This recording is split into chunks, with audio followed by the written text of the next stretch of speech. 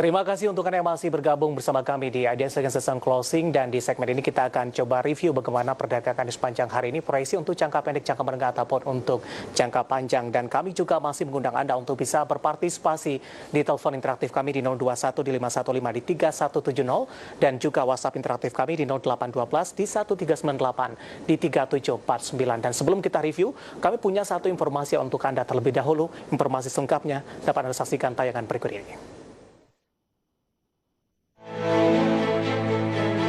Setelah program penempatan dana negara untuk pemulihan ekonomi nasional di Bank BUMN, pemerintah kembali merealisasikan penempatan uang di Bank Pembangunan Daerah.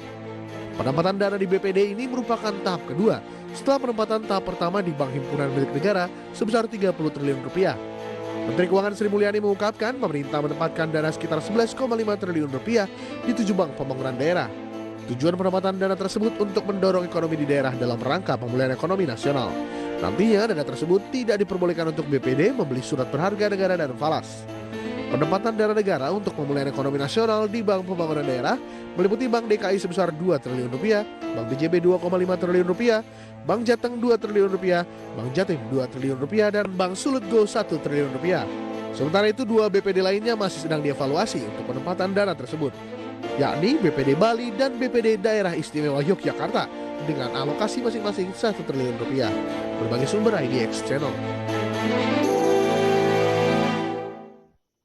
Dan untuk mereview perdagangan di sepanjang hari ini sudah bergabung bersama kami di via Zoom ada Bapak Hendriko Gani yang merupakan technical analyst dari Sukor Sekuritas. Kita akan langsung sapa saja. Pak Hendriko, apa kabar Pak?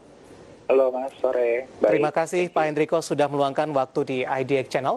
Langsung saja Pak Hendriko, kita review aktivitas perdagangan di sepanjang hari ini. Ditutup di zona hijau 5.116 dan ini merupakan level tertinggi secara intraday tradingnya di sepanjang perdagangan hari ini. Bagaimana analisis Anda? Iya, kalau untuk hari ini memang ada beberapa sentimen global dan domestik yang cukup mensupport ya pergerakan IHSG sampai menguat di level tertingginya malam ini, hari ini maksudnya. Gitu, beberapa sentimennya ini ada stimulus dari US yang 1 triliun US dollar digelontorkan, kemudian juga ada dari BPD yang ditaruh dana jumbo oleh pemerintah. Halo, kedengaran Mas? Ya, silakan dilanjutkan Pak. Ya, oke. Kemudian juga ada dari Tesla yang juga meminta untuk produksi nikel yang lebih banyak untuk mereka, dan kemudian juga ada kenaikan emas gitu Mas. Ini yang sentimen-sentimen yang mendorong pergerakan IHSG hari ini gitu. Baik, bagaimana dengan posisi dari sektoral ini? Saham-saham logam emas hari ini masih berkilau, Pak Hendriko, analisis Anda? Ya, kalau untuk emas memang sudah banyak diprediksi juga ya, karena keadaan ekonomi yang belum terlalu certain ya, belum terlalu pasti. Jadi banyak investor yang melarikan dananya juga untuk investasi ke emas, sehingga emas ini cukup naik harganya sampai sekarang di 1.900-an dolar. Ini juga berpotensi masih ada naik, jadi mendorong juga kinerja emiten-emiten emas gitu Mas, saham-saham emiten emas seperti MDKA, PSAB, Antam, kemudian juga UNTR itu lumayan terdorong dari kenaikan harga emas ini. Baik, dari sisi sentimen ini Pak Hendriko, Anda melihat dari penguatan harga emas ini kan sudah terjadi dalam beberapa pekan terakhir Pak. Anda melihat ini lebih kepada sentimen jangka pendek saja, ataupun untuk jangka menengah paling tidak sampai dengan akhir tahun 2020 penguatan masih akan terus berlanjut Pak?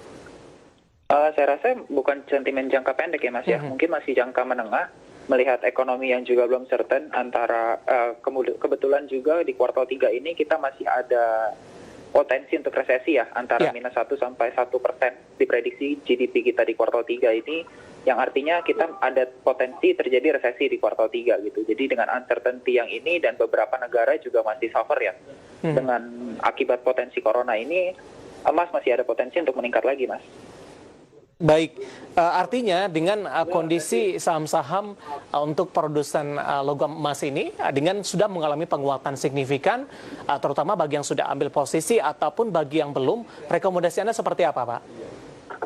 Untuk emiten-emiten emas yang sudah diambil, itu bisa di hold untuk yang punya view lebih panjang, tapi untuk dalam jangka dekat ini ada potensi koreksi juga karena sudah meningkat cukup signifikan ya untuk emiten-emiten seperti Antam, terus kemudian PSAB itu sudah meningkat cukup signifikan, jadi ada potensi dia mengalami technical correction atau koreksi wajarnya gitu.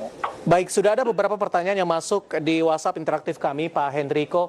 Kebetulan juga mempertanyakan untuk saham-saham yang ada di logam emas ini. Kita akan coba sapa Bapak Antoni di Tangerang Selatan, Pak Hendriko.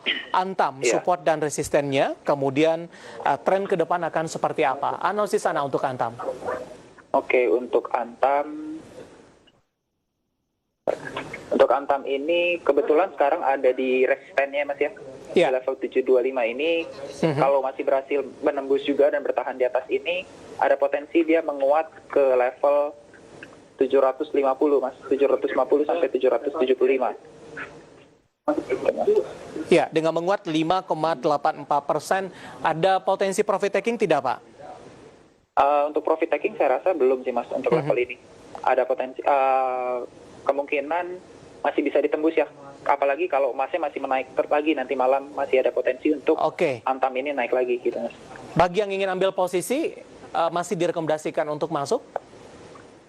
Bagi yang mengambil posisi besok pagi, disarankan kita lihat dulu sih Mas beritanya, apakah besok emas masih kembali naik lagi. Kalau masih naik lagi, bisa ambil posisi di situ gitu Mas. Lebih erat kaitannya dengan perkembangan harga komoditasnya begitu Pak Hendriko? Iya betul. Baik, 725 penutupan sesi kedua, berpotensi ke 750 dan 775. Jawaban untuk Pak Antoni dari Tangerang Selatan yang sudah berpartisipasi di WhatsApp interaktif kami. Kita akan jeda kembali terlebih dahulu Pak Hendriko. Nanti kita akan lanjutkan kembali di segmen selanjutnya. Kita coba lihat saham-saham pilihan apa saja yang Anda rekomendasikan. Dan tetaplah bersama kami, ADS Closing akan segera kembali sesaat lagi.